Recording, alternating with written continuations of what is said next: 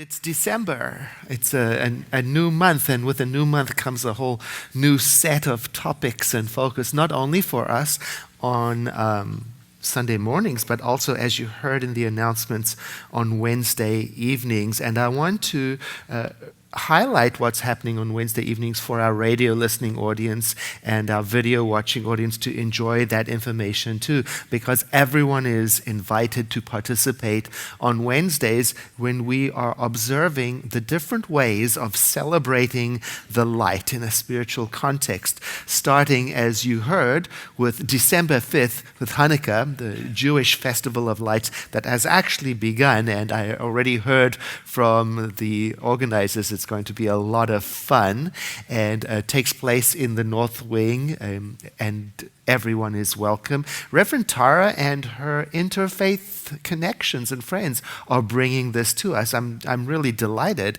Now, Wednesday, December 12th will be followed up with Las Posadas, which starts on December 16th and goes through to the 24th. And it's celebrated chiefly in Latin America for many years, in Mexico and Guatemala and Cuba, and now in Santa Rosa. It's a period of 9 days of spiritual practice. Now, the word posada means inn.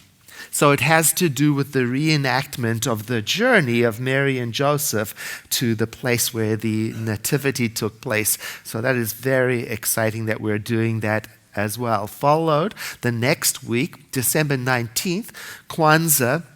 That's another week-long celebration that honors African American heritage, and it starts on December 26th and culminates on I believe the first day of the year. Well, it ends with gift giving and feasts. That's the part you need to know about. And it's based on principles such as cooperation, purpose, creativity, faith, and it's a wonderful tradition for us to tune into. Then Wednesday, December 26th, we'll be celebrating the winter solstice and the spiritual significance. Now, winter solstice occurs near to December 21, and it's the moment on our planet here in the Northern Hemisphere when the world is at its darkest. And it signifies the beginning of the return of the light. And so you can see there's potential for tremendous spiritual significance in that. A natural moment on our planet that can help us connect to our spiritual identity. Everyone is welcome. That's Wednesday evenings at 7 p.m. Then on Sundays, right here, we're starting a month of talking about fulfillment and happiness. And last week, I told you we would start with talking about the role that forgiveness plays in fulfillment and happiness. So this is a fun topic, and not even a giggle. It's a difficult topic.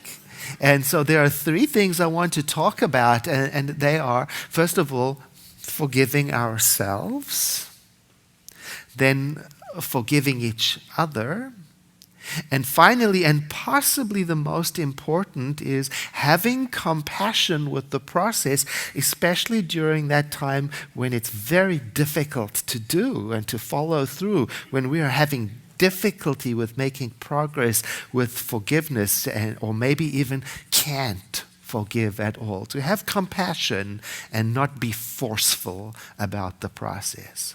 Now, number one, forgiving ourselves, in my opinion, is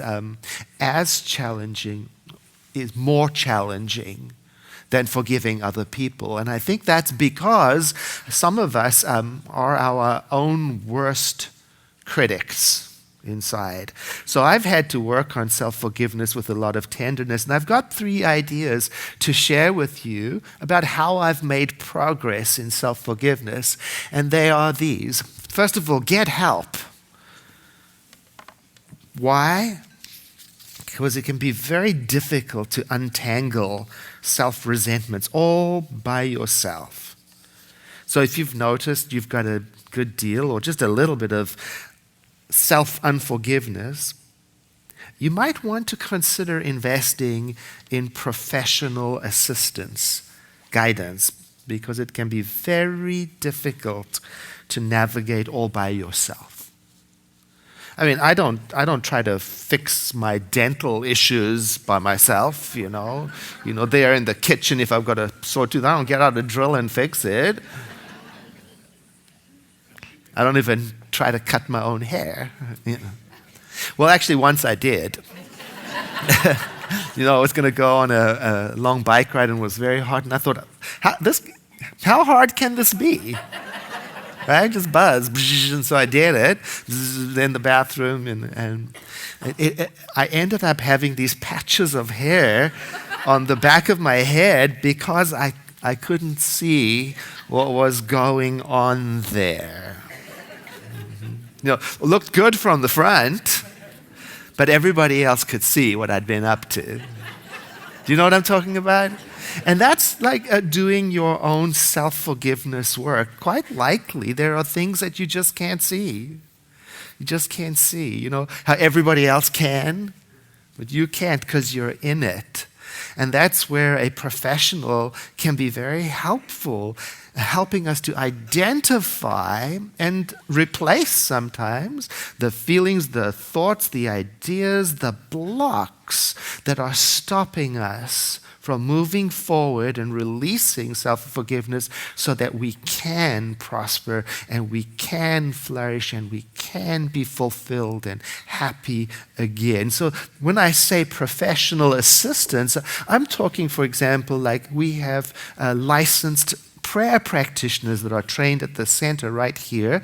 If you go to our website, www.cslsr.org, under the About menu tab, there's a directory of practitioners. It's very nice because you can see their picture, you can see their bio and their fee structure because you hire them on a fee-for-service basis. It's very wonderful. Or you could work with a therapist. I have benefited very much from working with both of these types of professional in working through my own self-forgiveness issues. So I call this first step getting help. I also call it confession, because of the tremendous healing power of having an honest, while gentle, look at myself and this issue, whatever it is. A big part of self-forgiveness is seeing and accepting. Yes, I did that, and I shouldn't have. Or yes, I didn't do that, and I should have. Oh, to own it and admit to it is a very powerful beginning place, which benefits from help from the outside. And then I can follow up by helping myself. You see, my responsibility doesn't end there. I can help myself with spiritual practices that will help me soften my emotional and mental grip on the past. That's the next step. Help yourself. First, I guess you've got to decide, is self-forgiveness an issue for me? Because it could be hidden. Sometimes it shows up in little telltale signs. Like, for example, people who have got self-forgiveness issues sometimes find it, their ability to like themselves gets weaker and weaker. Sometimes what happens is a person with self-unforgiveness issues is punishing themselves by not taking care of themselves or working double extra hard to compensate. Sometimes what happens is people will develop self-destructive behaviors as self-punishment. Sometimes what will happen is people will get stuck in a thinking loop that they can't see themselves, but everybody else can see. And it's characterized by the frequent retelling in their own mind, or sometimes verbally, of the past mistake. Sometimes what happens is people will start to dismiss compliments or opportunities or praise because in the back of their head they've got, if they only knew.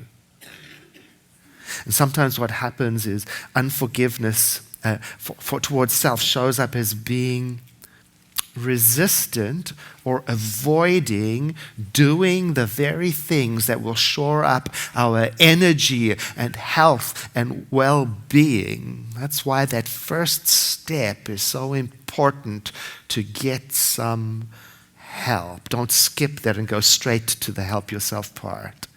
But you can do this help yourself part for almost anything in the world that you're looking to bring some light into. It's a beautiful practice. It helped me tremendously when I was working on self-forgiveness. I got the help, and then I developed this practice. When the thought of the past transgression comes up, I had to learn to say to myself, I acknowledge that, and I accept my part in it. And then I had to take a moment to notice and feel what feelings I was experiencing in that moment. Very important. And then I had to be ready to follow up with something quite specific. So it takes mindful preparation to do this practice. You want to be prepared for when the thought comes up. You want to know what you're going to do. And like, for example, you might have a mantra or a prayer that you can repeat right away, or maybe something a little more extensive that you carry around on a card that you can take out and read in that moment when you're remembering the transgression. But you want to be very mindful and specific about it, religious about it, faithful. Like, for example, you could, like the Canticle of the Creatures, you can get a free copy of that outside in the social hall, the one that St. Francis wrote. That's a beautiful song of praise and thanksgiving. Or, another great example is in this week's assigned reading in Living the Science of Mind. At the end of that week's chapter is a beautiful prayer for this kind of use. Now, it's quite long, but you could take little portions out of it that suit you. But imagine in that moment, the memory of the transgression comes up that you are working with, your own transgression. You recognize it. You acknowledge your part in it mentally. You notice the feeling in your body where it is. And then you take a moment and you read something like this to yourself. God is all there is. God is love. Love is the motivating power of the whole universe. God is in everything. God is in everyone. Realizing that love is the great motivating power of life, and knowing that God must be at the center of everything, today I am meeting this presence in everyone and seeing its manifestation in everything. If there is any condemnation or animosity in me, I gladly release it. I release it and I let it go, as I turn to that silent presence within me, which gives all and withholds nothing. I enter into the harmony of eternal peace, into the joy of knowing that I am right now in the kingdom of God, from which no person is ever excluded.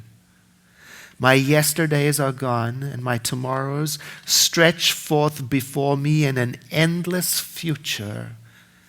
And from out of the invisible, there comes to me these words: today thou art with me in paradise. Now, if you can fit that practice into your day, if you can carry this around with you, look, it helped me. It does something. You see, and it's not just step number 2. I'm talking about a bigger picture of all the things that you can do, which includes the next step, which is delightful, is turning your attention from self to others by blessing them and releasing them in your thinking. Now, Why blessing other people? Well, when you bless other people, it helps them. And when you help other people, it helps you. It's a beautiful, mutually nourishing practice. So you can turn this into another ritual for personal use that you use to start every day or to end every day, especially effective when you're working on self-forgiveness. And you got to create something that's not too complicated, because otherwise you won't do it. You know how we are. It's got to be simple. So, for example, you might light a candle at the beginning of the day, because there's something holy about that.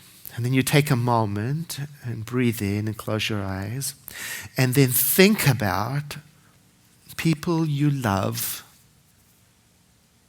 And then after a moment, move to thinking about people who love you. And then after a moment, think about things you love to do. Whatever you think about, in this sacred moment that doesn't take even more than a couple of minutes, you're just not allowed to dwell on the past. So there are some suggestions for what has worked for me as I navigated the complex and difficult path of self-forgiveness. God help, so I could confess. I followed up with helping myself by acknowledging, releasing, and praying. And I turned my attention regularly in a ceremonial way to a practice of blessing other people. Now, the next part of this is forgiving each other. Well, that's fun too. All sorts of fun. It's very difficult. So let's begin by looking at what gets in the way of forgiving each other. I think for me, one of the biggest blocks was the confusion of what forgiveness is and what it isn't. And someone once suggested to me that I make a list of what forgiveness isn't, so I could get clear for myself. And this person suggested I do my research. So I did. I looked at practitioners, ministers, websites, therapists, and I started to collect a list of what I think forgiveness is not. Now, here's my list, and hopefully it will stimulate you making your own list for clarity. And the list is this. Forgiveness is not excusing unkindness or wrongdoing, or suggesting that what was done was okay. Forgiveness is not forgetting that something painful happened. Forgiveness is not overlooking poor behavior, and neither is it dropping future accountability. Forgiveness doesn't have to be like a supernatural experience. Sometimes how we imagine it's going to be trumpets and angels coming down, or otherworldly. It's actually quite messy and emotional and painful. On the other side of it, though, is where the peace comes. Forgiveness is not denying or minimizing your hurt feelings or sweeping them under the rug. Forgiveness is not reunion with the offender, neither is it giving them permission to do it again. And forgiveness is not necessarily easy. It's emotional. It's messy. So when you make your list of what forgiveness is not, you probably want to do what I did and start to build your list of what you think forgiveness is. So you've got the other side of it. It's very helpful. So my list is still in progress. I think what forgiveness is freedom. I think what forgiveness is relieving myself from the burden of the past. I think it's also embracing the prospect of being a whole person again. The possibility of that.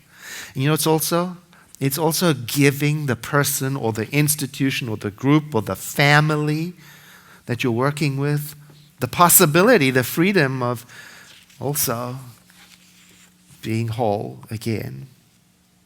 You know, another item I ought to add to my list of what forgiveness is not?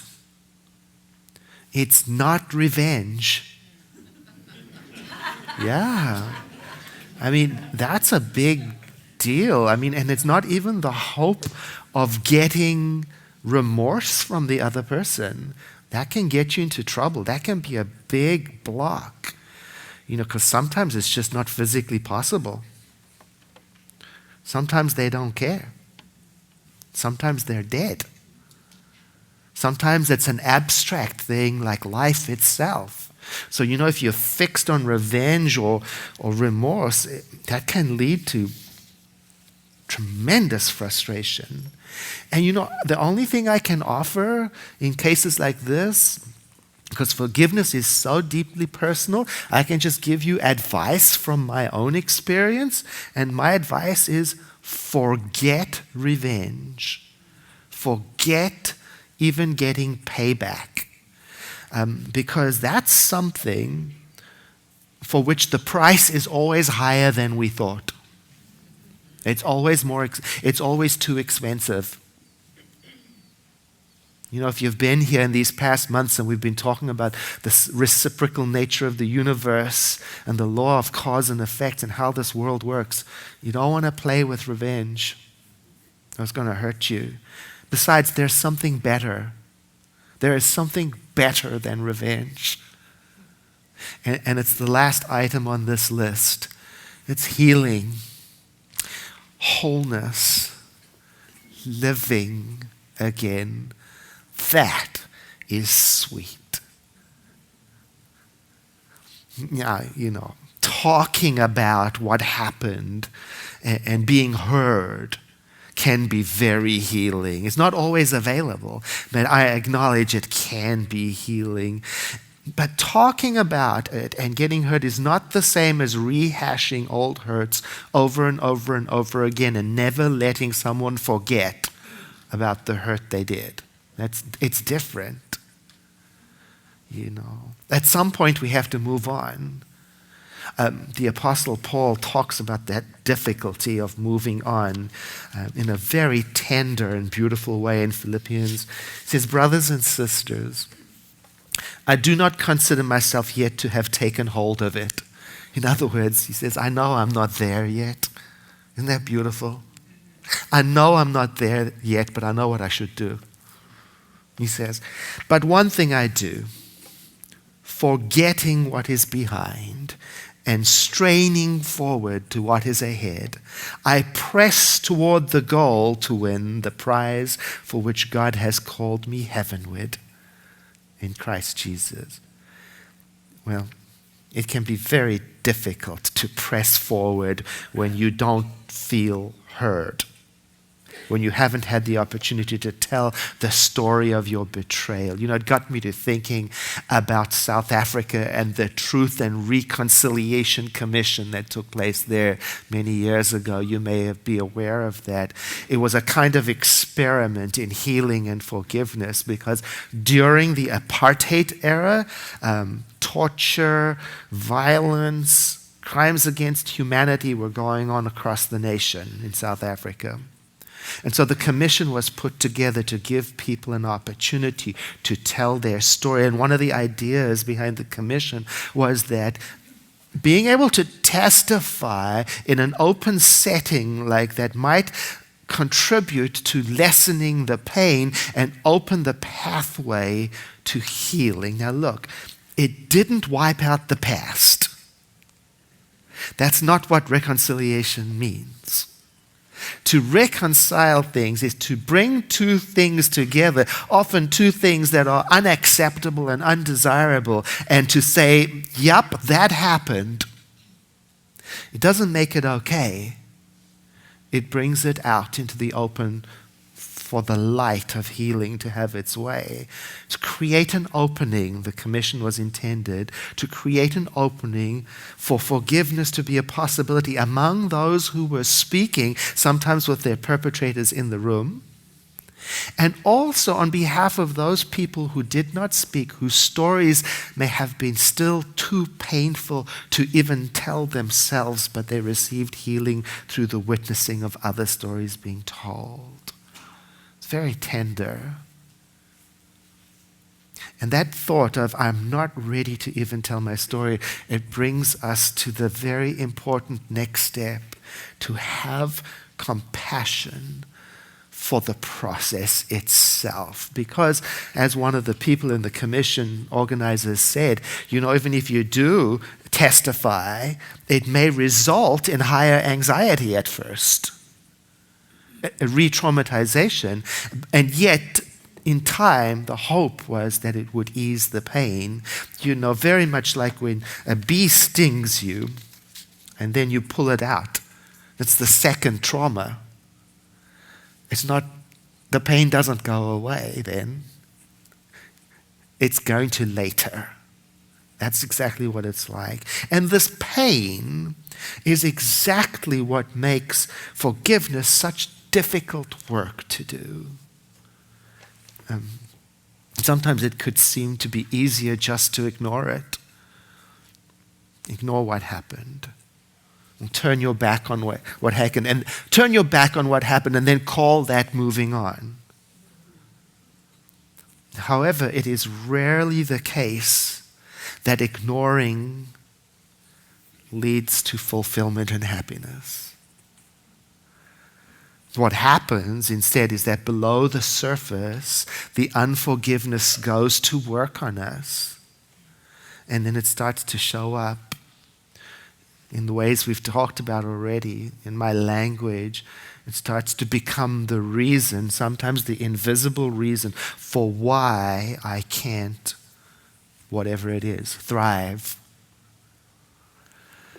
Holding a grudge just eats up energy anyway. It takes energy away from our lives that I guess we could be using on doing other things like connecting and loving and creating and solving and helping.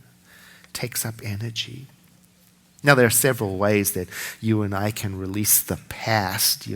We may not have access to a truth commission, but many people have found similar results by writing, like in the style of journaling, to vent what is going on inside, or even writing a letter to the perpetrator. Not that they would send the letter, but it's the process of expressing. And there are so many books and books and books with all the methods for how to release the past. There are even websites with 4-step method, 10-step method. In other words, today we are resource rich for how to approach forgiveness work. And I understand if you don't want to. I get it. That's the next important point. Whatever you do, try to remember not to be mean-spirited about your own forgiveness work or to force you into doing something before its time is right. Now, the story I tell to illustrate this is one that made a tremendous impact on me, and I was reminded in the previous service not to characterize all caregivers by this one story, and I think I can trust you not to do that. It is the story of Elisabeth Kubler-Ross, who, when she was very sick, she became dependent and had nurses, aides coming to take care of her, and she noticed in her illness that they seemed to be taking out a lot of trash. A tremendous amount of trash. And when finally she was able to move around again, she discovered that it wasn't trash. They were taking her stuff daily. They were taking her paintings, keepsakes, even her diplomas. And she experienced that as a brutal betrayal. And there is this beautiful acknowledgement of her vulnerability in the book in which she says, I should forgive, but I don't want to. Not yet. I'm not even working on it. Obviously, I'm not ready. Well, that helped me more than anything I can think of. That tenderness in those first three words, I should. In other words, like Paul, I know what I'm supposed to do. I know, but not yet. And in the word yet is the possibility I'm looking for. Oh, yes, this is what I'm interested in. The openness to keep forgiveness on the table as a possibility. Not now, but maybe one day. The not yet. Oh, it's the vulnerability of, I know how important this is, and not yet.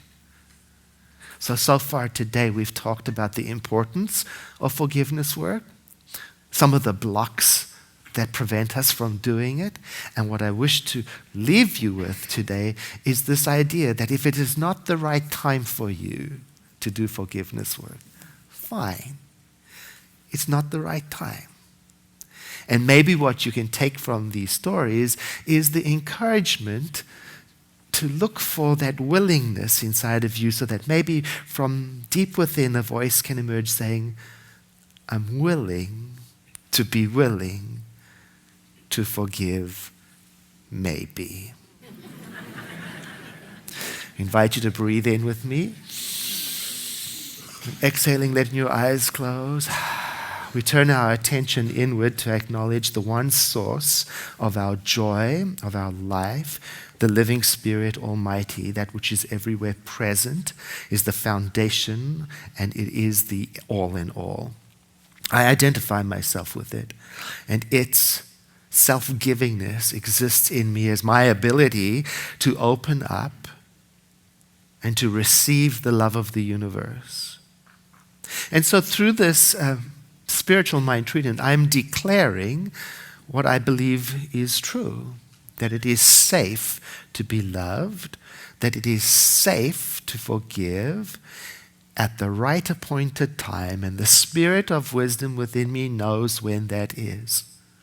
And so I celebrate that for me and for all people, and I release this word into the law of mind, and together we say, and so it is. And once again, a deep breath in, followed by a sigh.